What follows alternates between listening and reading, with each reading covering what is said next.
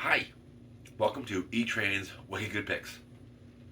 These picks aren't absolute whack nasty.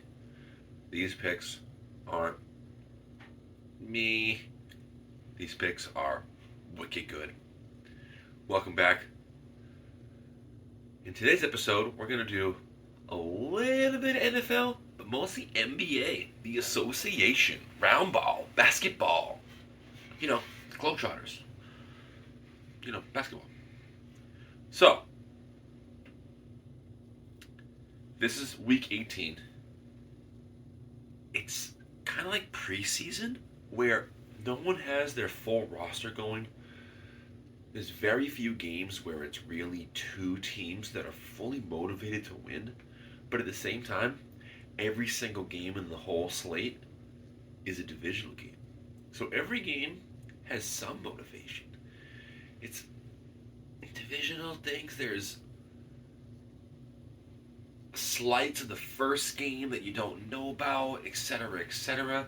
Whereas some teams have clinched a playoff spot. They don't care about their seeding, so they're just resting their players. Like Kansas City. Is Kansas City's backups gonna be San Diego's uninterested starters? I don't know. I really don't know. So this whole week is kind of a minefield. I really recommend you make way less bets than you usually would on an NFL Sunday this weekend. Right now, I have Seattle minus 2.5. I think it's already moved to 3, but I got it at 2.5 this afternoon, Thursday afternoon, at minus 118 with a little juice on DraftKings. I just think they're better than the Cardinals. Simply put, I think Seattle has legitimately been in the playoff hunt all year. Arizona hasn't even dreamed of the playoff hunt. If they dream of the playoffs, they have to wake up and apologize. All right, they're awful. So I just take less than a field goal, easy. Motivated team with something they need to win versus a team that's looking for a high draft pick, less than a field goal, click. And the second really solid pick I like is Buffalo at Miami. I have under 49.5. Once again, hours after I took the pick, I looked back on Caesars, and it's 48.5 now. So love that for me. I just think this is going to be a playoff intensity game where neither team is going to want to make the first mistake. I think a ton of Miami's weapons are on the injury report. I think this is an under game. I know the first game was over 50, and both the games last year were over 50. But I think they're due for a tighter, more low-scoring game. So give me the under in Buffalo, Miami. And the third and final NFL pick I have is the New York Jets and the Green Bay Packers in a teaser. So that brings the Jets up to 8.5 points. And I know I'm a sick fuck. I tease across 0.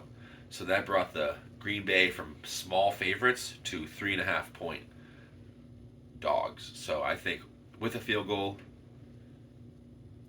for Green Bay and more than a touchdown for the Jets is a nice little cushion. So I like that teaser. But those first two bets are really the only bets I saw all week that I was like, yes. Every other game. Houston Indy is a tricky one, but I don't have the balls to bet on either of those teams yet.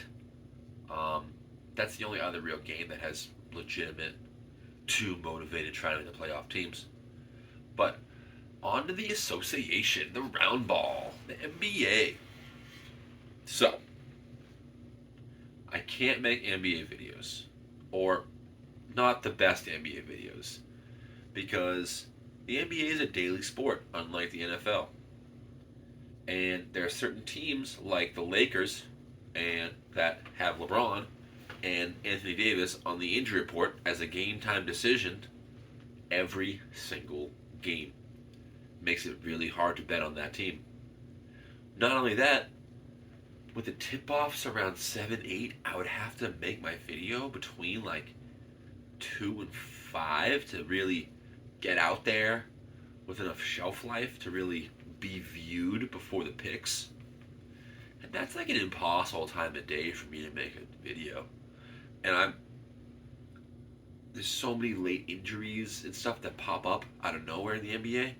If I made them in advance, like say for example, I went over tomorrow, Friday's slate, there might be some injuries and things change between now and then that I can't anticipate that would change the picks. And they won't be looking good anymore. And these picks, they gotta be looking good. They gotta be looking good. But I'm just gonna go over 5 underpriced and 5 overpriced teams. So when the spreads come out, these are 5 teams. I always go, why is that so high?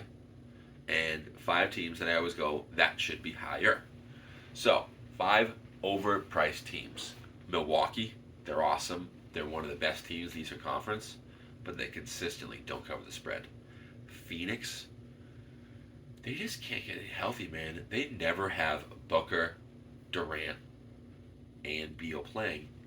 And not only that, there's so many times where they've had so many close victories when they're big favorites, and that to me is the definition of overpriced. The Lakers fall in the exact same boat. Atlanta might be the most overpriced team. Everyone has that image of Trae Young hitting threes and bowing to the New York crowd. That was like 5 years ago, okay? He hasn't balled. I mean, he might ball in Madison Square Garden, but that series is ancient history as far as I'm concerned. So they're very overpriced, and they're a horrendous team, but I still think they're overpriced, and that's Portland. They get blown out, man. They're horrible. And here are 5 teams that I think are underpriced. These are teams that when I look at the spread, I think the perception, excuse me, they're better than everyone perceives them to be. Where spreads come out and I'm sometimes confused, and I love it because I've made some money on these 5 teams. First one's New Orleans, the Pelicans. They're very inconsistent, but when they have Williamson, McCullough, and Ingram playing, they're a really good team. They got a lot of role players and 3 legit players that can take a good amount of, I don't want to say stars, but can be your go-to players. Next team is Brooklyn. Brooklyn and Orlando, I'm going to talk about simultaneously because they're both underpriced because they don't have star players. Put a gun to a random person's head at a bar and ask them to name one Orlando Magic, and they probably won't. Or one Brooklyn Net. They probably won't. But they actually have very good, deep teams, and they're consistently underpriced. I love these 2 teams as dogs. The next team I'm talking about was Memphis.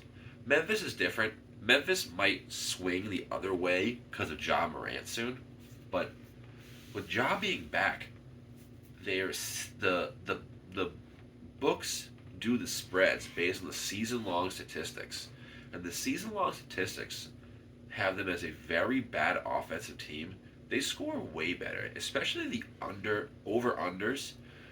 Go over with the Memphis Grizzlies because their season-long stats, they didn't have a 35 a game scorer like Ja Morant. He is sick, dude.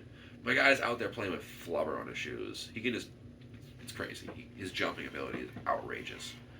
And the last team is Dallas. Now, Dallas is a really good team. It's really one of the better teams in the West, but look at the spreads. Sometimes they're favorites. Should be favorites by bigger. Or sometimes they're road dogs, and it's like, they're going to give this team a run. Luka Doncic is the ultimate equalizer, and when you have one of the best teams, one of the best players in the league, you'll always be in the game. And that really makes them... Dallas is ever a big dog, I'm taking it. And sometimes they're small to medium favorites when I think they're going to blow a team out. And because they have Luka, in the offense the team possesses, they have blowout potential. So I love Dallas to really blow... When they're double-digit favorites, take it, because they're going to win by 20. Alright, that wraps up this video. Thanks for watching. Etrain's Wicked Good Picks. brought a little NBA in. Let me know down in the comments. Please like, subscribe, share with your friends. I hope you guys are NBA fans, because if not, it's not really your video. But cheers and have a good day.